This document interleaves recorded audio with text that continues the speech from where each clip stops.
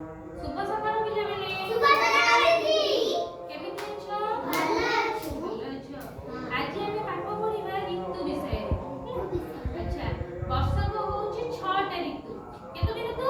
6ଟି। ଆଚ୍ଛା, କଣ କଣ? ଗ୍ରୀଷ୍ମ, ଗ୍ରୀଷ୍ମ, ବର୍ଷା, ବର୍ଷା, ଶରତ, ହେମନ୍ତ, ଶୀତ, ଶୀତ, ବସନ୍ତ। ବସନ୍ତ। ମନେ ରହିଲା 6ଟା ଋତୁ ବିଷୟରେ? ଆଚ୍ଛା, ସେଇ ଋତୁମାନଙ୍କ ନାଁକୁ ଆମେ ଆଜି ଗୀତ ମାଧ୍ୟମରେ ପଢିବା। ହେଲା? ଗ୍ରୀଷ୍ମେ ବୈଶାଖ ଜ୍ୟେଷ୍ଠ ମାସ, ଗ୍ରୀଷ୍ମେ ବୈଶାଖ ଜ୍ୟେଷ୍ଠ ମାସ, ଗ୍ରୀଷ୍ମେ ବୈଶାଖ ଜ୍ୟେଷ୍ଠ ମାସ, ଗ୍ରୀଷ୍ମେ ବୈଶାଖ ଜ୍ୟେଷ୍ଠ ମାସ, ପ୍ରଚଣ୍ଡ ରୁଦ୍ର ପରକାଶ, ପ୍ରଚଣ୍ଡ ରୁଦ୍ର ପରକାଶ, ପ୍ରଚଣ୍ଡ ରୁଦ୍ର ପରକାଶ, ପ୍ରଚଣ୍ଡ ରୁଦ୍ର ପରଶାଙ୍କ, ବର୍ଷାରେ ଆଷାଢ଼ ଶ୍ରାବଣ, ବର୍ଷାରେ ଆଷାଢ଼ ଶ୍ରାବଣ, ମେଘ ବରଷେ ଘନ ଘନ, ମେଘ ବରଷେ ଘନ ଘନ, ଭାଦ୍ର ଆଶ୍ୱିନ ଶରତରେ, ଭାଦ୍ର ଆଶ୍ୱିନ ଶରତରେ, ନିର୍ମଳ ଶୋଭା ଜଗତରେ, ନିର୍ମଳ ଶୋଭା ଜଗତରେ, ହେମେ କାର୍ତ୍ତିକ ମାର୍ଗଶିର, ହେମେ କାର୍ତ୍ତିକ ମାର୍ଗଶିର, ରାତିରେ ପଡ଼ଇ ଶିଶିର,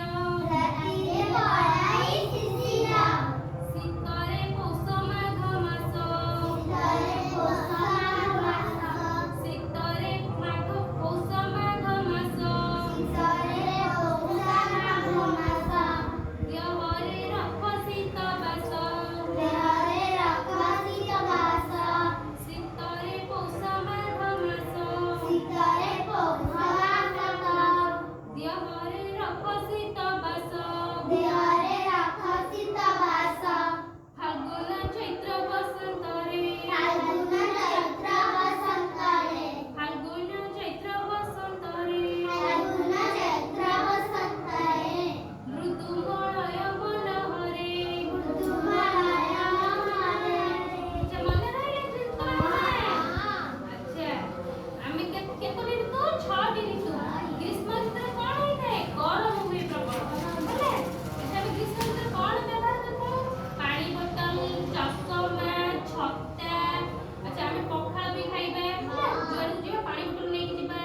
ଓଦା କପଡ଼ା ମୁଣ୍ଡରେ ପକେଇକି ଯିବା। ହେଲା? ଗ୍ରୀଷ୍ମ ଋତୁରେ। ଆଚ୍ଛା, ବର୍ଷା ଋତୁରେ କଣ ବ୍ୟବହାର କରିଥାଉ? ଛତା। ହେଲା? ଛତା। ଆଉ ଓଦା ନ ହେବା ପାଇଁ ଆମେ କଣ ବ୍ୟବହାର କରିଥାଉ? ରେନିକୋଟ। କଣ ବ୍ୟବହାର କର? ରେନିକୋଟ। ଆଚ୍ଛା, ଶୀତ ଦିନରେ କଣ ବ୍ୟବହାର କର? ନା ପଶମ ବସ୍ତ୍ର ପିନ୍ଧ। କାରଣ ଶୀତରେ ଦେହ ଥରିଯାଏ।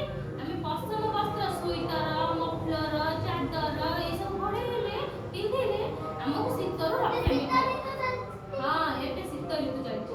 ଆଚ୍ଛା, ବୁଝିପାରିଲ ଋତୁମାନଙ୍କ ନାଁ ବିଷୟରେ? ବୁଝିପାରିଲ? ଆଚ୍ଛା, ମୁଁ ଏବେ ଦେଖେଇବି ଚିତ୍ର, ମତେ କହିବ କୋଉ ଋତୁ କୋଉଟା। ଠିକ ଅଛି? ବୁଝିଲ? ଆଚ୍ଛା, ମତେ କହିବ ଏଇଟା କୋଉ ଋତୁ? ବର୍ଷା ଋତୁ। Very good. ଆଚ୍ଛା, ଏଇଟା କୋଉ ଋତୁ? ଶୀତ ଋତୁ। କାରଣ ସମସ୍ତେ ସ୍ୱେଟର ମଫଲର ପିନ୍ଧିଛନ୍ତି, ନିଆଁ ପୋଇ ହଉଛନ୍ତି।